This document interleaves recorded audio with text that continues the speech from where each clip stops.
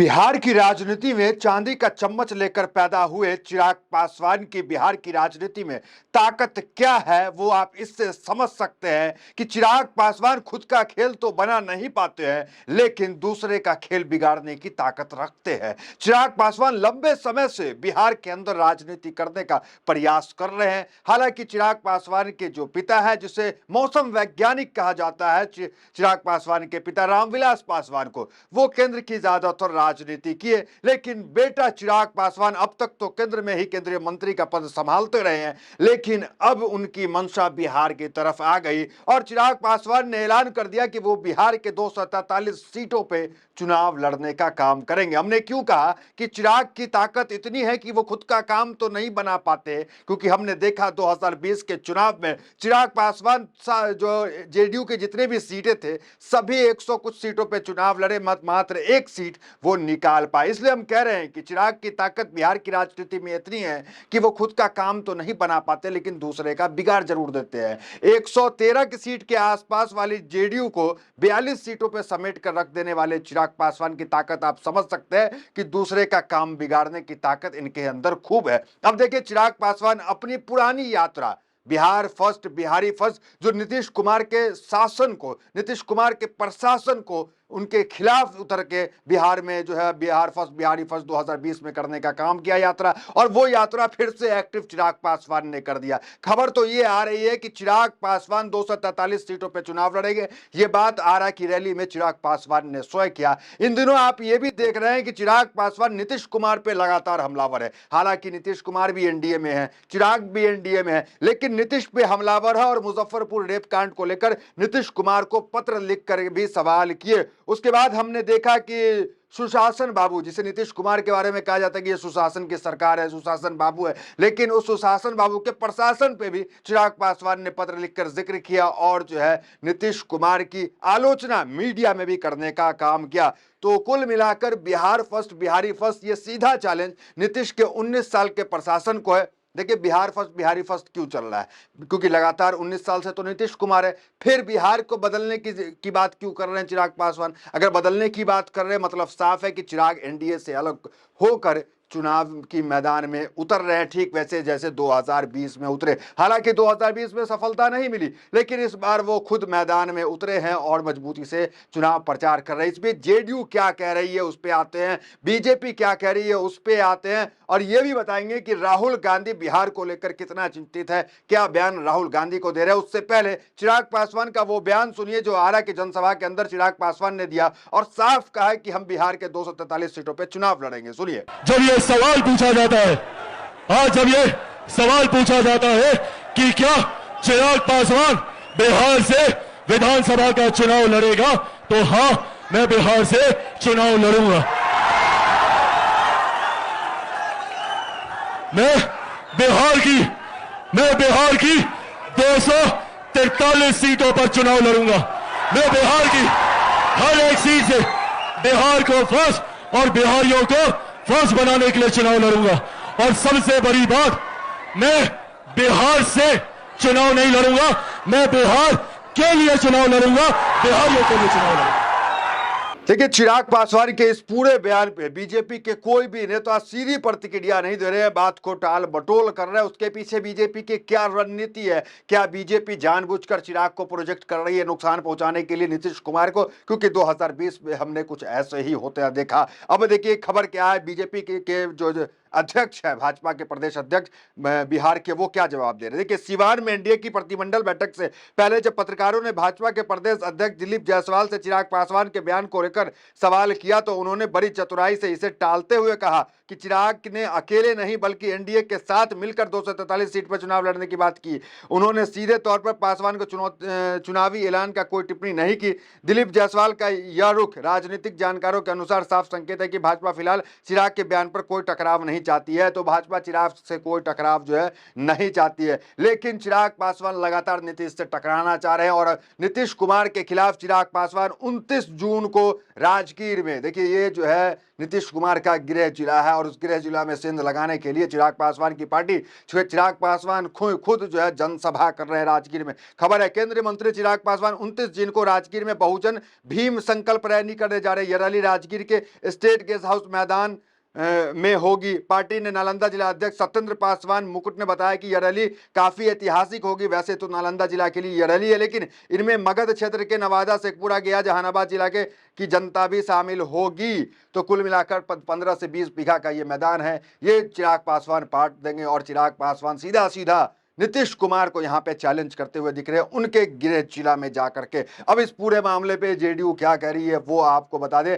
फिर आते हैं राहुल गांधी को लेकर। राहुल गांधी की चिंता बिहार को लेकर क्या है और कितना कांग्रेस सक्रिय हो गई है बिहार में, वो बताने का काम करेंगे। देखिए, जेडीयू प्रवक्ता नीरज कुमार ने कहा है कि एलजेपी हमारा घटक दल है, गठबंधन भरोसे पर चलता है। उन्होंने कहा है कि हर घटक दल सभी सीटों पर चुनाव की तैयारी करता है। राष्ट्रीय जनतांत्रिक एनडीए ने नीतीश कुमार पर भरोसा जताया है। एनडीए ने बैठक करके कहा है कि 2025 से 30 फिर से नीतीश। जेडीयू प्रवक्ता ने चिराग के हालिया बयानों को लेकर कहा है कि चिराग पासवान चुनाव लड़ेंगे या नहीं, राज्य कैबिनेट में आएंगे या नहीं, यह उनका और उनकी पार्टी का मामला है। कुल मिलाकर उन्होंने ये कहा जेडीयू ने कि एनडीए ने नीतीश कुमार को 25 से 30 मुख्यमंत्री के लिए चुन लिया है, इस पे कोई विवाद नहीं है और जो है गठबंधन जो है वो चलता है भरोसे पे। ये बात जो है जेडीयू कह रही है। अब देखना दिलचस्प होगा कि चिराग भरोसा करते हैं या चिराग पासवान बिहार फर्स्ट, बिहारी फर्स्ट के तहत बिहार में घूमते हैं और नीतीश कुमार की बुराई करते हैं, उनके 19 साल के कार्यकाल को जो है जंगल राज बताते हैं। क्या कुछ चिराग करने वाले हैं, ये देखना दिलचस्प होगा। लेकिन इतना तो साफ है कि लगातार चिराग बयान दे रहे थे कि हमें बिहार की राजनीति में आना है,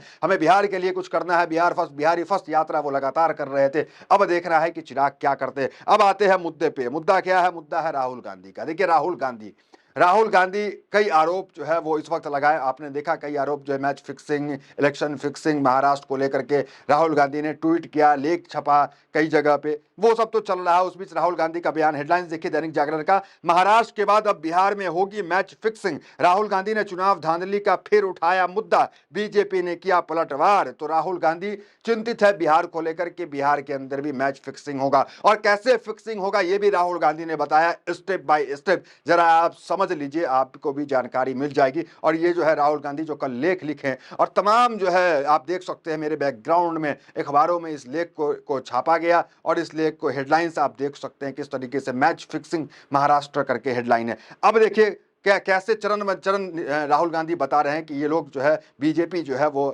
मैच इलेक्शन फिक्सिंग का काम करते हैं। देखिए, अब तक आपने सुना आईपीएल फिक्सिंग, मैच फिक्सिंग, अब इलेक्शन फिक्सिंग की कहानी राहुल गांधी ने लिखा। देखिए, Rahul Gandhi step by step बताते हैं कैसे ये जो है बीजेपी घपला कर रही है। देखिए, पहला चरण राहुल गांधी लिखते हैं कि चुनाव आयोग की नियुक्ति के लिए पैनल में धांधली करना है। देखिए, चुनाव आयोग की नियुक्ति अब ये हुआ, देखिए राजीव कुमार रिटायर हुए तो ज्ञानेश कुमार आए। ज्ञानेश कुमार की नियुक्ति में सीजीआई को नहीं रखा गया, बीजेपी ने सीजीआई को नहीं रखा, जबकि कानून है कि सीजीआई, प्राइम मिनिस्टर और लीडर ऑपोजिशन ये तीनों रहेंगे तब जाकर के कोई जो है मुख्य इलेक्शन कमीशन जो होता है उसकी नियुक्ति अध्यक्ष की कर सकता है। तो राहुल गांधी रहे, मोदी रहे और अमित शाह रहे, लेकिन राहुल गांधी ने आपत्ति जताई फिर भी बहुमत के आधार पर, क्योंकि मोदी और शाह कह रहे थे कि इनको ही बनाया जाए ज्ञानेश कुमार को, तो ज्ञानेश कुमार को बना दिया गया। लेकिन राहुल ने विरोध किया कि सीजीआई इस मीटिंग में क्यों नहीं, इनको जो है क्यों नहीं बुलाया गया।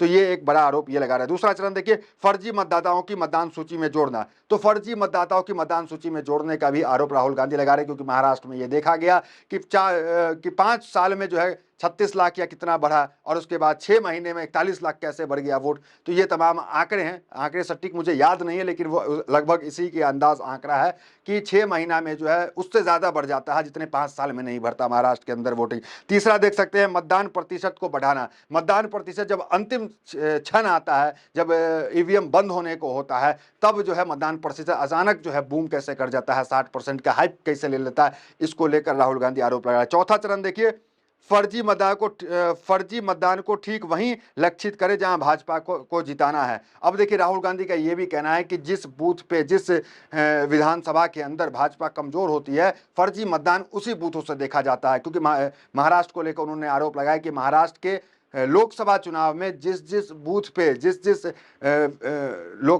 विधानसभा क्षेत्र में भाजपा कमजोर थी वहीं फर्जी मतदान किया गया और वहां जो है भाजपा को बढ़ा के दिखाया गया, क्योंकि लोकसभा चुनाव में महाराष्ट्र में भाजपा को कम आया था वहां पर सीट और वहां पे विधानसभा में ज्यादा सीट आ गया। तो कुल मिला के राहुल गांधी का ये आरोप है। पांचवा चरण सबूत छिपाने की बात, ये राहुल गांधी कह रहे हैं। सबूत छिपाने की बात क्या, जरा आपको हम बता दें। देखिए 1961 से एक कानून है कि कोई भी उम्मीदवार अगर कहे कि हमें सीसीटीवी फुटेज देखना है, हमें सब कुछ जांच देखना है कि ईवीएम कैसे काम कर रहा था, वो सब कुछ सही हो रहा था कि नहीं वोटिंग, तो ये सीसीटीवी फुटेज दिखाना पड़ता था, सुप्रीम कोर्ट अगर आदेश कर दे। और इलेक्शन कमीशन 40,000 रुपये इसको लेकर चार्ज भी करता था। तो अब 1961 का यह पुराना कानून जो है बदल दिया गया कि अब आप सीसीटीवी फुटेज नहीं देख पाएंगे। इसमें यह भी आरोप है कि एक वकील महमूद पराचा हैं, उन्होंने सुप्रीम कोर्ट गए थे और कहे थे कि हमें इस जगह का देखना है सीसीटीवी फुटेज, और इनको जो है सुप्रीम कोर्ट दिखाने ही वाला था, आदेश देने ही वाला था। ये कह लें कि आदेश दे दिया था और इधर आदेश हो रहा था और उधर कानून बदल दिया गया। ये तमाम आरोप राहुल गांधी के। फिलहाल देखना दिलचस्प है कि बिहार के अंदर जो चुनाव होता है उस पर कोई सवाल ना उठे,